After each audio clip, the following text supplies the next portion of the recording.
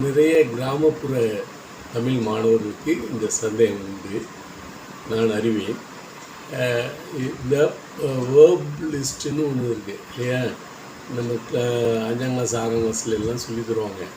கோ, went, gone, come, came, come அப்படின்னு ஒரு வினைச்சொல்லுக்கு 3 form இருக்குதுன்னு சொல்லி தருவாங்க. ஒன்று வந்து ப்ரெசன்ட் டென்ஸ்பாங்க, ஒன்று பாஸ்ட் டென்ஸ்பாங்க, இன்னொன்று பாஸ்ட் பார்ட்டிசிபிள் அப்படின்னுவாங்க. இந்த பாஸ்ட் பார்ட்டிசிபிள்ங்கிறது என்ன? இந்த பாஸ்ட் பார்ட்டிசிபிள் ஒரு தற்சமயம் இது மட்டும் தெரிஞ்சுக்கோங்க.